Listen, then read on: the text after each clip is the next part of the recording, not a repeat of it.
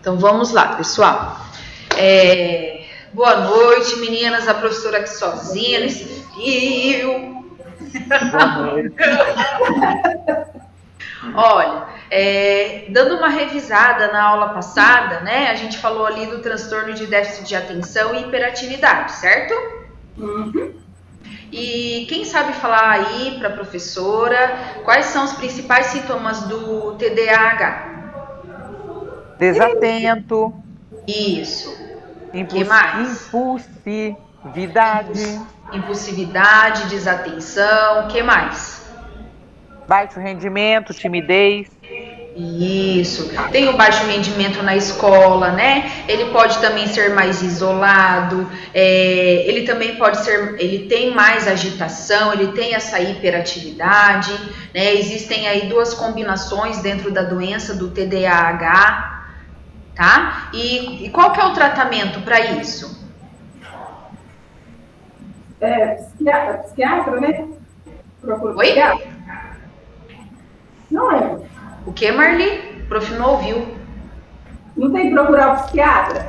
Ó, na verdade, quem trata é o neuropediatra que trata, tá? Porque como se trata aí de crianças, vai ser o neuropediatra que vai estar tratando da criança que tem o TDAH. Então, assim, não há cura, mas há o tratamento medicamentoso. A criança precisa fazer a psicoterapia, né? Ela vai precisar de um acompanhamento ali numa sala especial na escola ou até frequentar uma APAE para ela conseguir se desenvolver. A pessoa também ela vai evoluir ali com esse quadro mesmo do TDAH na adolescência, na fase adulta, então ela tem prejuízo na vida social, em relacionamentos, ela tem prejuízo no trabalho também, né, porque elas tendem a não conseguir terminar as coisas que ela começa, né, então ela pode fazer o planejamento, ela pode iniciar, mas ela não consegue chegar ali a concluir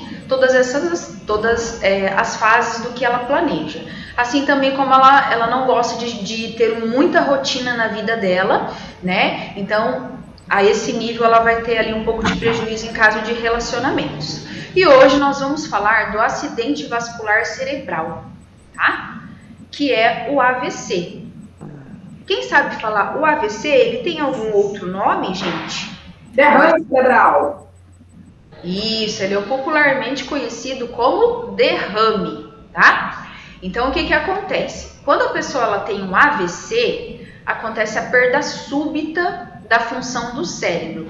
Então, ela pode ter tido um entupimento da veia, tá, no cérebro, ou ela pode ter tido um rompimento dos vasos sanguíneos cerebrais. A professora vai compartilhar aqui a tela com vocês.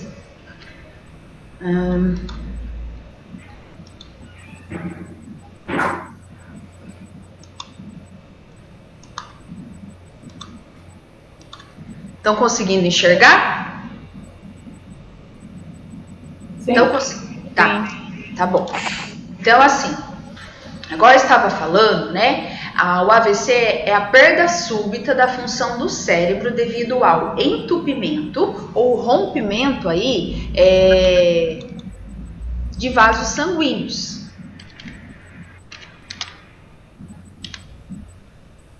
O AVC, gente, quando ele é isquêmico, ocorreu aí o entupimento da artéria. Então, assim, quando ele é isquêmico, ocorreu o entupimento. E quando ele é hemorrágico, houve uma ruptura, tá? Do vaso sanguíneo cerebral. Gente, deixa eu só ver aqui, parece que alguém entrou. Deixa eu ver se foi a Nandiele. Não. Achei que tinha sido ela.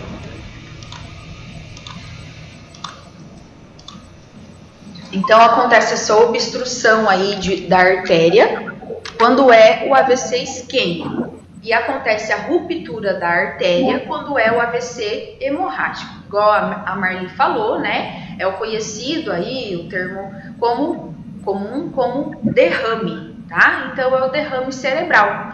Alguém já teve casos na família de AVC? O meu sogro teve o AVI. antes de morrer. Ele teve... Marli, ele teve um AVC, seu sogro? É isso? AVI. AVI? O que ele difere desse? O que é um AVI? O que é diferente desse? Sei. Acho que parece que é um corte de sangue ao cérebro, o AVI. Então deve ser o AVC isquêmico, não é? Eu acho que porque você fala AVI. Então, isso. Então, houve a obstrução da artéria. Então, o sangue ele não passa na artéria cerebral, tá? Então, isquêmico é a obstrução da artéria e hemorrágico é a ruptura da artéria, tá? Professora, Oi. e a minha mãe teve 3. Um hemorrágico e o último que deu deixou ela sem movimento no lado direito. Uhum. E eu tive 3. Nossa! Mas você não ficou com sequela, ficou, Rosa? Não. É aqui mesmo, aí na cozinha. Os meus foi bem fraco, né? O primeiro que deu há muitos anos atrás, eu entortei tudo, as mãos, assim, a face. Isso, formigou muito, mas com um mês eu voltei tudo. Pega 3. Eu era. E depois o segundo deu na parte da cabeça, tudo, pegou tudo. E o terceiro eu perdi o movimento das pernas. Mas com uma semana eu voltei à atividade de novo. Que bom, Rosa. Você teve que fazer alguma terapia? Eu fiz para me sentir as minhas pernas, porque a perna do lado direito, eu tive que usar aquele jato de água na sola dos pés. Aí, uma semana eu voltei. Que bom. É fisioterapia que você fez? Fiz. Aquela bolinha na mão, que a mão entortou tudo. Então, eu tive 3 AVC e um infarto. Rosa. Ainda bem que você conseguiu, hein, Rosa? Então, olha, não é dessa vez, não. Tá difícil aqui. Essa Rosa.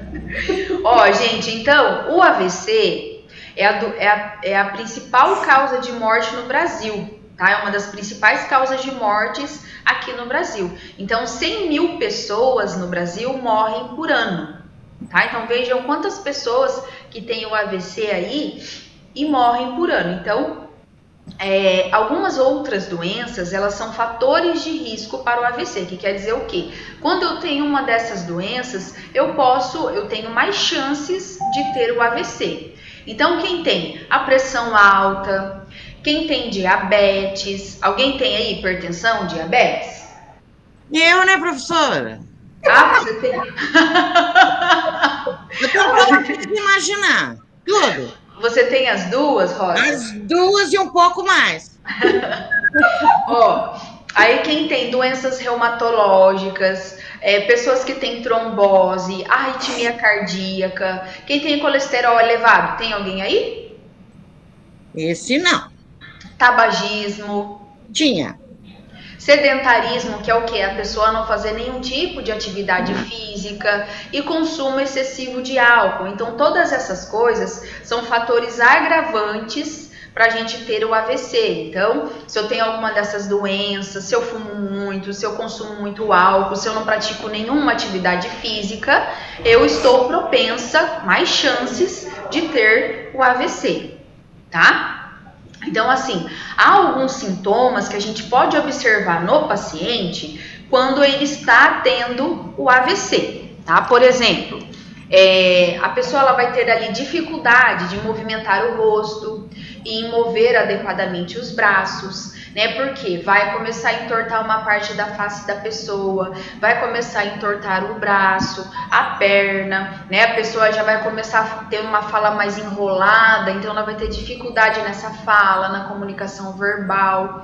Ela pode perder a visão de um olho, ou ela pode perder, por exemplo, 50% do olho esquerdo, 50% do olho direito, tá? A pessoa vai ter dificuldade em andar, porque vai faltar força na perna dela.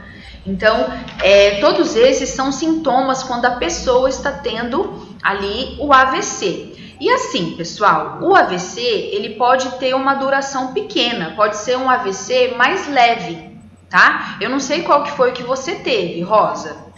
O meu foi leve, não foi? Foi leve, né? Porque você se recuperou bem mais rápido. Sim, mas então, assim, a mãe ficou paraplégica no lado direito.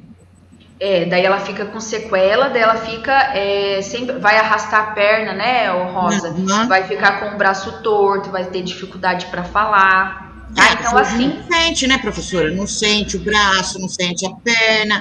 Ali pode dar qualquer tipo de. Por exemplo, a mãe teve aquela erisipela no pé e ela não sentia, aquilo virou ferida. Entendeu?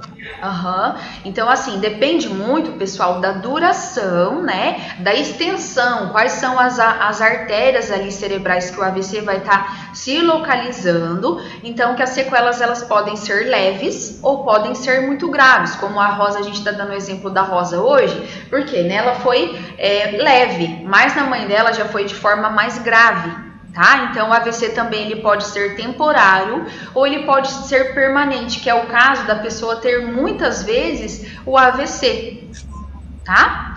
Então, assim, quando acontece ali um fato mais grave, o que vai acontecer? Vai perder a capacidade funcional. Vamos usar de novo o exemplo da mãe da Rosa, né? Que ela perdeu ali toda a capacidade de coordenação motora, né? De andar, né, Rosa? De andar, ou movimentar o braço, falar, ela falava tudo enrolado.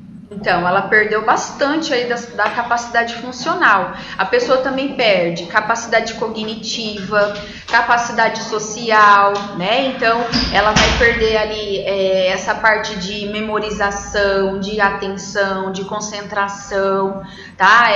Parte de socializar com outras pessoas, porque ela chegou numa duração e a extensão do AVC que foi de forma mais grave, né?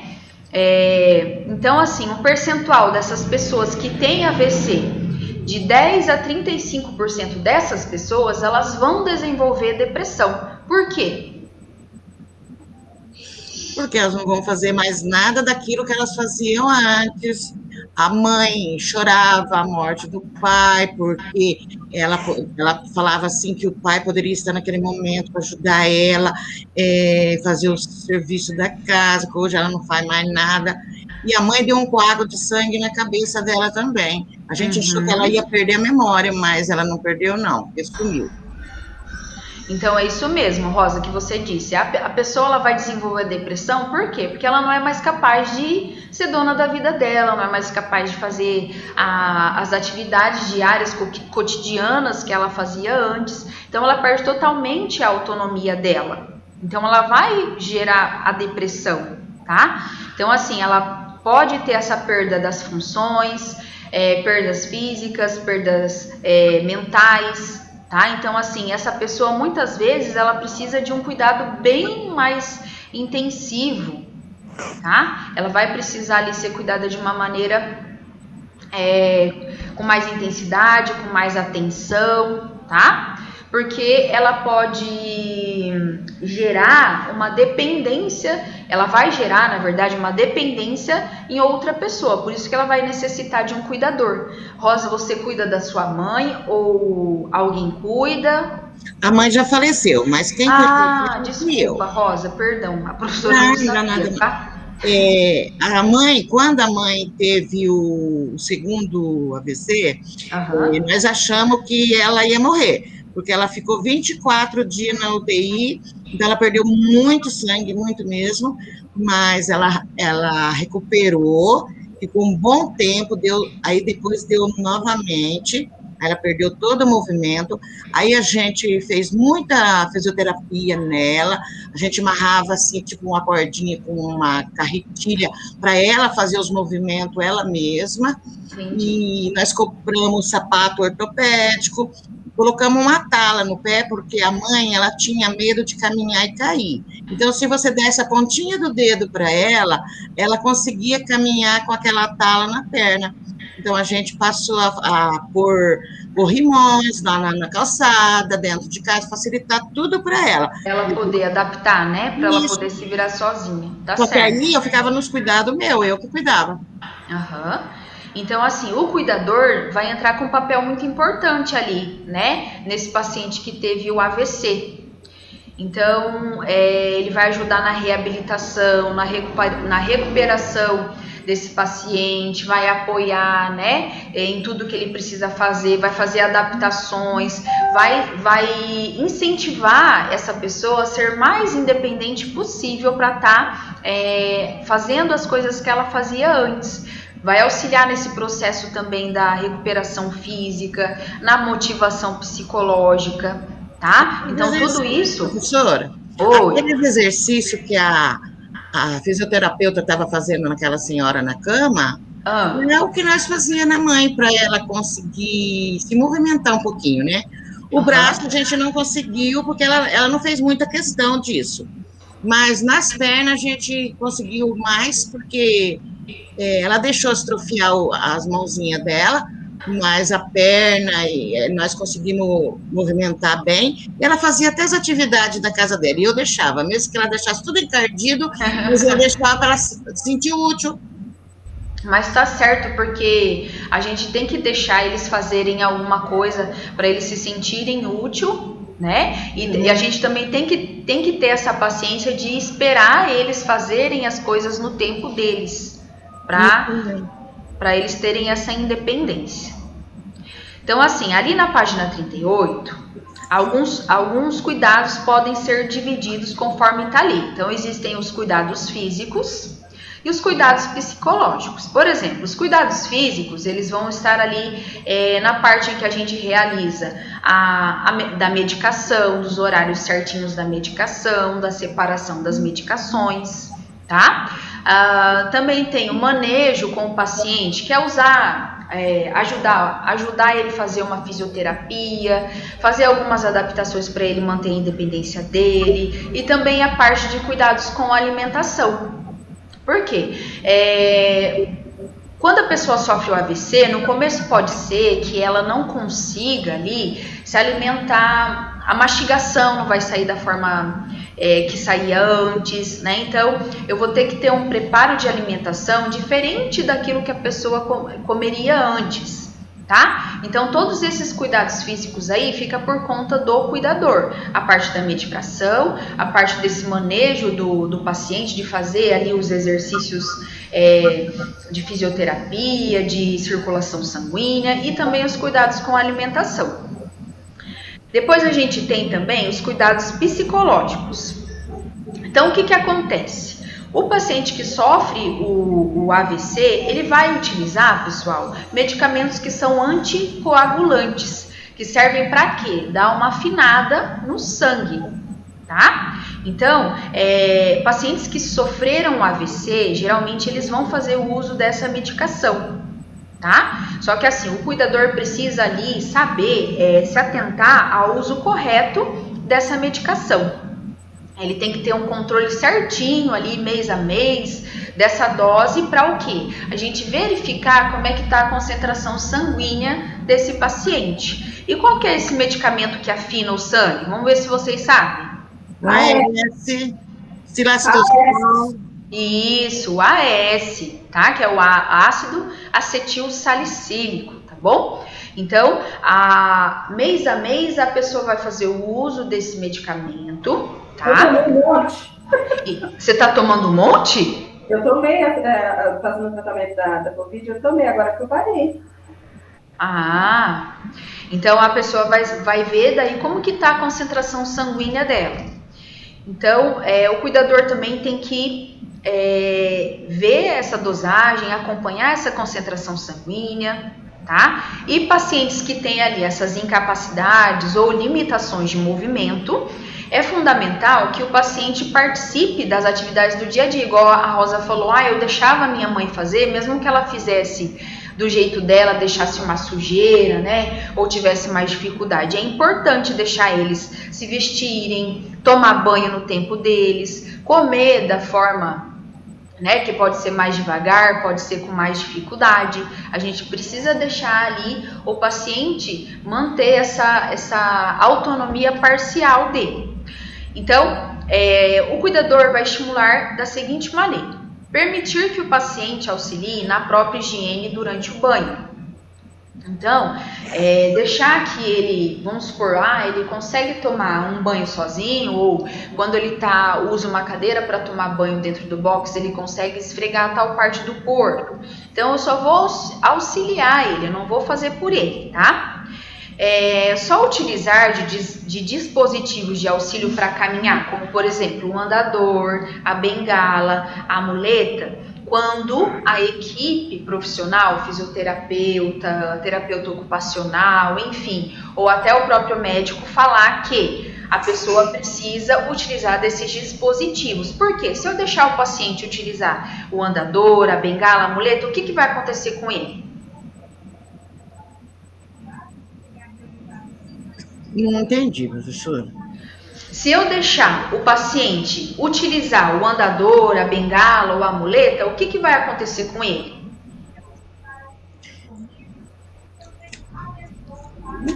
Ele vai se acomodar. Isso, exatamente. Ele vai ficar dependente e acomodado.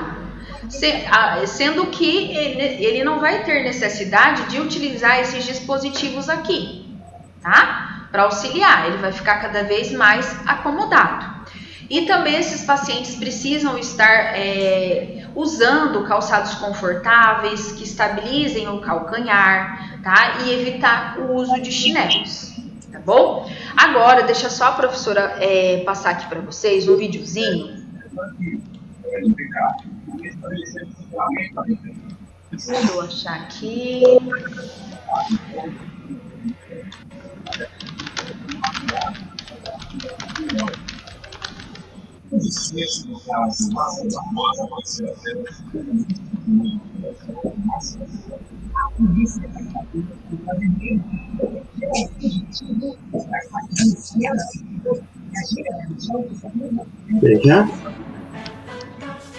Pessoal, eu vou colocar, daí vocês falam se tá aparecendo para vocês ou não, tá? Quanto a na mesa para você comer?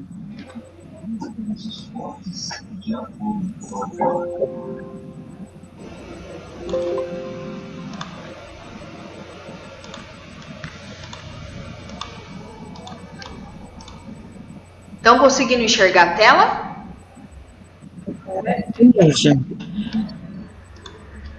Ó.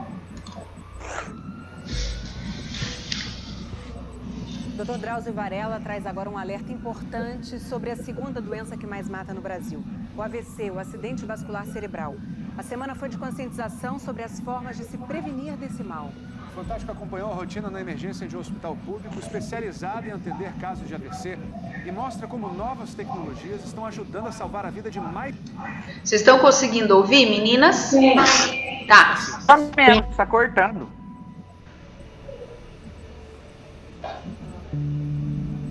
Cada minuto importa. No Hospital das Clínicas de Ribeirão Preto, no interior de São Paulo, a equipe da neurologia está a postos 24 horas por dia. Preparada para receber mais um caso da doença que vai atingir 1 em cada 4 brasileiros, o AVC. Uma doença que o povo chama de derrame cerebral, nós médicos chamamos de acidente vascular cerebral, o AVC. Olha, o AVC as artérias, em 80% dos casos, o que acontece que a gente chama de AVC isquêmico. É quando, num determinado ponto da artéria, o sangue engrossa e forma um coágulo que provoca uma obstrução, um entupimento. Os outros 20% que a gente chama de AVC hemorrágico. É quando a artéria se rompe e provoca sangramento no cérebro. Os sinais de alerta do AVC surgem de repente, de uma hora para outra. Formigamento e fraqueza de um lado só do corpo, desvio que entorta a boca, dificuldade para falar, para escutar e entender o que se fala, dificuldade para enxergar, para andar, tonturas e, às vezes, uma dor de cabeça explosiva diferente de qualquer outra. Se você estiver diante de uma pessoa com um ou mais desses sintomas, não perca tempo. É uma emergência. Não coloque a pessoa para descansar ou dormir, não dê remédios, não fique esperando os sintomas passarem. Ligue imediatamente para o 192. O SAMU vai levar o paciente o mais rapidamente possível para um hospital que tem um aparelho de tomografia, fundamental para fazer o diagnóstico.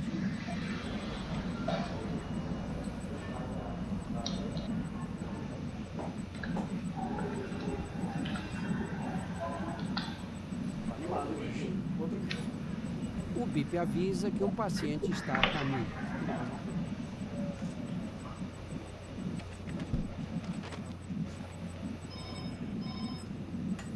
Neurologia? Ele já está vindo? Meia hora, tá bom. A ligação do serviço de emergência dá início a uma corrida contra o tempo. É Paulo Henrique Machado. Não está conseguindo conversar, não está conseguindo entender e tem a paralisia de um dos lados. O médico sai à procura de um grito. Como a equipe de Fórmula 1 se prepara para receber o piloto, a gente se prepara para receber o paciente. A ambulância chega. Paulo tem 76 anos. Começou a passar mal enquanto fazia compras. Ele é levado diretamente para a sala de tomografia. O senhor consegue passar sozinho, São Paulo? O tratamento do AVC isquêmico é bem diferente do AVC hemorrágico, mas os sintomas são muito parecidos. E a única maneira da gente diferenciar um do outro é fazendo um exame de tomografia. A tomografia dele não tem sangramento, a tomografia é benigna. O Dr. Frederico dá o resultado para a esposa do Paulo. Não é o sangramento que é hemorrágico, era o isquêmico, que é quando falta sangue. E provavelmente tinha um coágulo que fugiu pelos vasos e daí ocluiu uma artéria dentro do cérebro. Como o entupimento é pequeno, Paulo vai passar por uma trombólise, tratamento em que o paciente recebe na veia um medicamento. Pessoal. Oi? Então, ali, ele fala da diferença entre o isquêmico, tá, e o hemorrágico, porque quando acontece a ruptura da veia, há o espalhamento ali do sangue pelo cérebro, tá? Então, ali, quando a pessoa faz a ressonância magnética, aparece que há sangue no cérebro da pessoa. Então, assim, eles são de sintomas bem parecidos, tá? Mas em questão de sequela e dessa parte aí da duração e da extensão da localização do AVC, ele é tido ali como uma forma bem mais grave do que só o entupimento da veia, tá? Então a pessoa ela tem essa perda das capacidades funcionais, né? Você viu que ele falou que a pessoa que estava chegando ali não estava conseguindo falar, não estava conseguindo entender, né? Em que eles foram fazer a ressonância magnética porque os sintomas eram de AVC, mas ainda eles não tinham a certeza que se era o isquêmico ou se era o hemorrágico, tá? Então, não oferecer medicamentos para a pessoa, tá? Quando ela tá tendo, você tá vendo que ela tá tendo alguns sintomas do AVC, não pedir para a pessoa deitar, não pedir para a pessoa dormir, tá? Então, assim, no período de alimentação, os pacientes que sofrem o AVC, ele tem que permanecer durante todo o tempo e durante 30 minutos após as refeições, ele precisa permanecer sentado, tá? Você tem que sempre supervisionar essas refeições para caso se o paciente se afogue, você está pronto aí para socorrê-lo. Para ingestão de líquidos, a gente pode utilizar canudos ou colher. E evitar, gente, alimentos muito secos, porque eles vão propiciar aí o engasgo do paciente, tá? Então, quando o cuidador se depara com a pessoa que vai ter esse AVC, ele tem que ter essa consciência que esse percentual aí de 10 a 35% das pessoas vão desenvolver a depressão, tá? E que ele vai depender ali totalmente do cuidador, que o cuidador tem que dar esse apoio, esse suporte psicológico para a pessoa, que tem que incentivar a pessoa a fazer os exercícios de fisioterapia, a estar fazendo exercícios ali de estimulação cognitiva, estimulação social, tá? Então, o cuidador é de suma importância para essas pessoas que teve um AVC, tá bom? E também o cuidador tem que apresentar aí uma inteligência emocional para saber lidar com esse paciente. Porque, por exemplo, se vocês fossem lidar com um paciente que tem AVC, que já está entrando num quadro depressivo, qual seria a postura de vocês? O que vocês fariam? Acho que interagir, né, mais com ele, tirar ele de casa, se for fazer alguma coisa, para interagir com a família, estar mais ativo, né? Não deixar muito sozinho. Rosa, Val, qual seria a postura de vocês aí frente a uma pessoa que teve o AVC e já está caminhando para um quadro depressivo? Eu acho que tem que ter paciência, primeira coisa que a gente tem que fazer é ter paciência com eles, procurar distrair ele, o que a gente fazia com a mãe, eu colocava ela, a mãe ainda conseguia andar, né? Colocava no carro, levava ela para passear, eu ficava junto com ela para ela não se sentir sozinha, eu deixava ela fazer as coisinhas dela. Então, para ela, o orgulho era... Teve um dia, professora, que eu cheguei do trabalho, ela estava fritando bolinho com uma mão só. E aí ela falou assim, filha, vem aqui para você ver que gostoso que eu fiz. Então, para ela, a alegria dela foi ver eu para comer os bolinhos dela. Então, eu deixava ela fazer as coisas, a gente tinha mais paciência. Às vezes, ela era chata também. Muito chata. Eu via que eu ia perder a paciência todinha, né? Porque ela tinha hora que ela maltratava a gente também. Aí eu largava ela um pouco lá, depois ela já gritava eu ia lá na casinha com ela. É assim que eu fazia com a mãe. Então, a gente tem que ter bastante paciência, força de vontade, determinação, foco, tranquilidade e amor ao próximo, né? E empatia, sobretudo, também, quando a gente for lidar com um paciente que tenha tido o AVC ali, porque ele vai ser totalmente dependente da gente, tá? Então, quais são os principais sintomas do AVC? Vamos ver. Tortura, dificuldade de falar. Isso. Falta de força nas pernas. Não enxerga direito, entorta a boca. Isso, falta de força na perna, entorta a boca, dores intensas de cabeça. Então, todos esses são aí sintomas que a pessoa está tendo um AVC. Ela perde também essa capacidade de falar, de entender talvez o que uma outra pessoa está falando, tá? Então, o que a gente faz quando a gente percebe que a pessoa está tendo um AVC? Chama o SAMU. Isso, chama o SAMU. A Marli adora chamar o SAMU. É o serviço dele, socorrer. Com certeza. Alguma pergunta sobre esse assunto, pessoal? Não.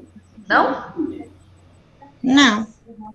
Tem cura, totalmente cura, a pessoa ter isso aí e depois voltar a ser normal? Val, não. Às vezes... Ela vai ficar com alguma sequela. Uma sequelazinha, alguma coisa ela vai ficar assim prejudicada. Pode ser em questão mental ou em questão física. Agora, cura total do AVC não tem, não. Ela volta a ter uma vida mais próximo do normal, se ela fizer terapia, né? Mas normal mesmo, como ela era antes, não. Depende muito do grau, né? Da extensão, de como que foi o AVC. Ô, professor, será que eu fiquei com algum pitinho na cabeça? Ai, Rosa, não sei, daí acho que isso você tem que ver com o seu médico. Porque assim, físico, não, eu não fiquei com nada. Mas vai saber, né, na cabeça. E tem idade? Tem uma idade? Ou é qualquer pessoa? Para ter o AVC, não tem idade. Qualquer pessoa. Ó, por exemplo, uma pessoa... quando dá em pessoas novas, morre. Morre, isso. Eu tive um amigo... De idade, né? As veias já estão mais entupidas, e aí... Ó, eu tive um amigo, Val, que fez faculdade comigo, que ele faleceu, ele tinha o quê? Nem 30 anos ele tinha. Ele teve um AVC, teve o coágulo lá, morreu. Tinha também uma amiga, só que daí ela era mais velha. Ela tinha ali na época, acho que 60, 65 anos, e ela teve o AVC assim, morreu rapidinho. Ai, professora, então eu tenho 7 vidas. Porque, Marli, porque quando eu tive o primeiro, eu deveria ter uns 30 anos. Aí depois deu mais 2, né? Depois deu infarto. Todo mundo que foi morreu e eu fiquei.